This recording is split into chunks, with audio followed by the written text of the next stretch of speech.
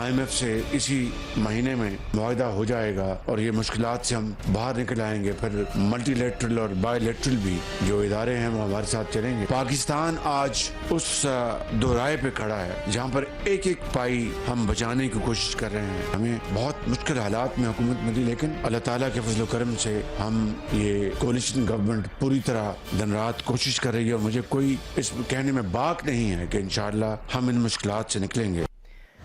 Welcome back ناظرین. ابھی آپ پرائم منسٹر شہباز شریف صاحب کو سن رہے تھے. وہ کہہ رہے تھے کہ اس میں کوئی مشکل نہیں ہے کہ ہم پاکستان کو مشکل وقت سے بچائیں گے اور ہم اس سے کوشش کر رہے ہیں نکل آئیں گے. ساتھ میں انہوں نے یہ بھی کہا کہ IMF کے ساتھ بھی معاملات طے پا جائیں گے. اس سے پہلے اسحاق ڈار نے ہاتھ کھڑے کیے ہیں. وہ کہتے ہیں کہ اب پاکستان کو اللہ ہی بچا سکتا ہے. ڈالر کی تاریخی اڑان ہے. اسی مناسبت سے ہمارا سوال نوید صاحب میں آپ سے آغاز کر رہی ہوں. آپ ظاہر ہے IMF کے پاس جانے کا اس سے پہلے بھی آپ سے اس پر بارہا بات ہوئی ہے. IMF کے پاس جانا بہت ضروری ہے پاکستان کے لیے، اور اگر IMF کے پاس جاتے ہیں تو اس کی جو شرائط کی صورت میں ہے، پاکستانی عوام پہلے ہی مہنگائی کی چکی میں پس رہی ہے، تو مزید مہنگائی کا سونامی کا ایک پیکج تیار ہو چکا ہے. تو اس ساری سچویشن میں عام آدمی کو ریلیف دینے کے لیے کیا آپ سمجھتے ہیں کہ گورنمنٹ کے پاس کوئی ایسی اسٹریٹجی ہوگی کہ عام آدمی کو ریلیف ملے؟ دیکھیں IMF کے پاس جانا نہ جانا وہ تو اب بات ختم ہو گئی، بیکاز جائزہ مشن جو ہے وہ آ رہا ہے. تو اس کا مطلب ہے کہ IMF کے پاس ہم واپس چلے گئے، اور اب IMF کی جو کنڈیشنز ہیں وہ ہم نے ماننی ہے تاکہ جو اگلی ٹرانش جو ہے وہ ہمیں، اگلی قسط جو ہے وہ ہمیں مل سکے.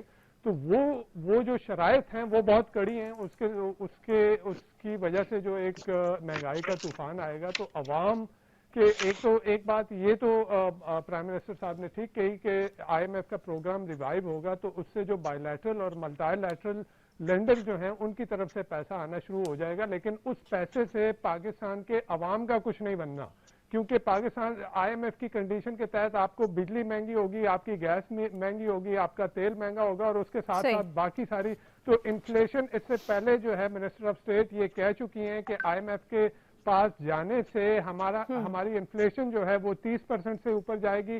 اگر ہم نہیں جائیں گے تو وہ 60% سے اوپر ہوگی. تو 40% انفلیشن کے لیے تو 30% سے اوپر انفلیشن کو تو عوام اپنے لیے جو ہے وہ اپنے آپ کو اس کے لیے تیار کر لیں. تو عوام کو اس سے کچھ نہیں ملنا. پرائم منسٹر صاحب کا یہ کہنا ہے کہ جی ہم نے اپنے خرچے انہوں نے نہیں کم کیے.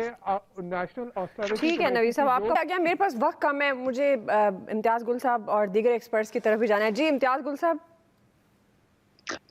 دیکھیں بڑی مشکل صورتحال ہے. وزیر اعظم جو مرضی کہتے پھریں. جو 2-3 دن پہلے اکنامک کوآرڈینیشن کمیٹی میں جس انداز میں فنڈز بانٹنے کا فیصلہ کیا گیا، صرف جمعیت علماء اسلام کے جو وزیر ہیں برائے ہاؤسنگ، اس وزارت کو 8 ارب روپے کا وعدہ کیا گیا ہے مختلف سرکاری عمارتوں بشمول ججوں کی رہائش گاہوں کے ان کی تزئین و آرائش کے لیے.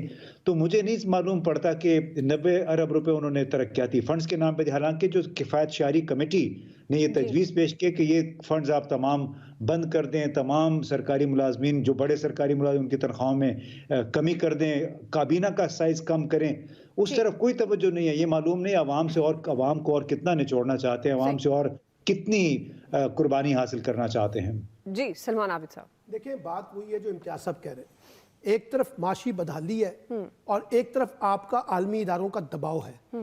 دوسری طرف ہمارے حکمرانوں کے جو ایٹیٹیوڈز ہیں اس میں کوئی فرق نظر نہیں آ رہا. وہ جو کہتے ہیں نا پیسہ میں بچانا چاہتا ہوں، جس انداز سے پیسہ بانٹا جا رہا ہے، جس قسم کی لگزریز کا لائف سٹائل ہماری گورننس کا ہے، اس کی وجہ سے میں سمجھتا ہوں یہ تضاد رہے گا پاکستان کے اندر.